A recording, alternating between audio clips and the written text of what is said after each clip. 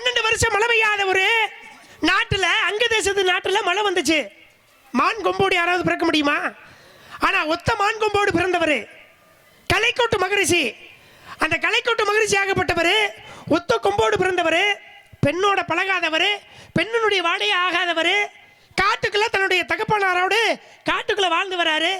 அப்படி இருக்கும் பொழுது அங்க தேசத்து நாட்டில் மழை இல்லை, பஞ்சம் பட்டினி, எல்லாம் பார்த்தீங்கன்னா அப்படியே வறண்டோடி கிடக்குது. இதுக்கு என்ன செய்யலாம் அப்படின்னு சொல்லிட்டு அரச குருட்ட கேட்கிறாரு மன்னன்.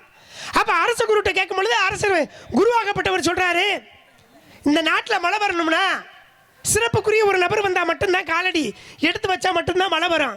அப்ப எங்க யாருது அப்படின்னு கேட்கும் பொழுது அப்பதான் மான் கொம்போடு பிறந்தவர் கலைக்கோட்டு மகரிஷி.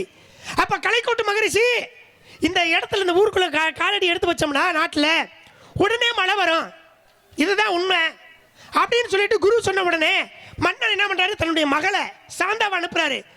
அப்ப சாந்தாவை அனுப்பி உடனே நேரம் என்ன பண்றா, தன்னுடைய தோழிகளையும் கூட்டிட்டு போய் அவரை போய் அழைச்சிட்டு வாமா. யாரோ மகரிஷியா, கலைக்கோட்டு மகரிஷியா, கொம்போடு பிறந்தவரா, உள்ள காட்டுக்குள்ள இருக்காரா, எங்க இருக்காருன்னு போய் பார்த்து தேடி பார்த்து அவரை பிடிச்சு அழைச்சிட்டு நம்ம நாட்டுக்கு எப்படியாவது கூட்டிட்டு வந்துருன்னு சொல்லிட்டு தன்னுடைய மகள்கிட்ட சொல்றாரு. அப்ப மகள்கிட்ட சொல்லும் பொழுது மகள் என்ன பண்றா, தோழிகளை கூப்பிட்டு காட்டுக்குள்ள போறாரு. கலைக்கோட்டு மகரிஷியும் பார்த்தாச்சு. பார்த்த உடனே, ஐயா உங்களை தான் பார்க்க வந்தேன், உங்களை தாங்க எங்க நாட்டுக்கு கூட்டிட்டு போக வந்தேன், நீங்க வந்தீங்கன்னா எங்களோட கூட வந்தீங்கன்னா நல்லா இருக்கும் அப்படின்னு சொல்லிட்டு. யார சொல்றீங்க? இல்லம்மா, கதையில கலைக்கோட்டு மகரிஷி கிட்ட இந்த சாந்தான்ற பெண்ணு சொல்றா.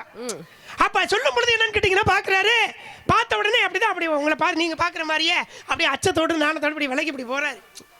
பெண்ணுடைய பேசாதவர் இல்லையா, பெண்ணோட பழகாதவர் இல்லையா. அப்ப உடனே என்ன பண்றாரு, விலகி போறாரு. கொஞ்ச நாள் என்னன்னு இருந்தாலும் பழக பழக பாலும் புளிக்கும் இல்லையா. அப்ப பழகும் பொழுது என்னன்னு கேட்டீங்கன்னா, கொஞ்ச நாள் பழகி பழக சரின்னு ஒத்துக்கிட்டு அப்படியே பேச ஆரம்பிக்கிறாரு. மெல்ல பேச ஆரம்பிக்கும் பொழுது அப்பதான் சொல்றாங்க, ஐயா எங்க நாட்டிலேயே மழை இல்லை, நீங்க வந்தீங்கன்னா மழை வரும்னு சொல்லிட்டு எங்க அரச குரு சொல்லியிருக்காரு, அதனால எங்க நாட்டுக்கு நீங்க ஒரு நல்ல வந்துட்டு போங்களே அப்படின்னு சொல்லிட்டு சாந்தா தேவி அவர்கிட்ட சொல்ல, அப்படியா வர்றேன் அப்படின்னு சொல்லிட்டு கலைக்கோட்டு மகிழ்ச்சி என்ன பண்ணாரு, அழகான ஒரு பெரிய ஆறு கடந்துதான் வரணும், பரிசல் படகுல ஏறி கடந்து வந்து அங்க தேசத்து நாட்டில் காலடி எடுத்து வச்சாரு. பார்த்தீங்களா, காலடி எடுத்து வச்ச உடனே 12 வருஷம் மழை பெய்யாத அங்க தேசத்து நாட்டில் மழை வந்துச்சு.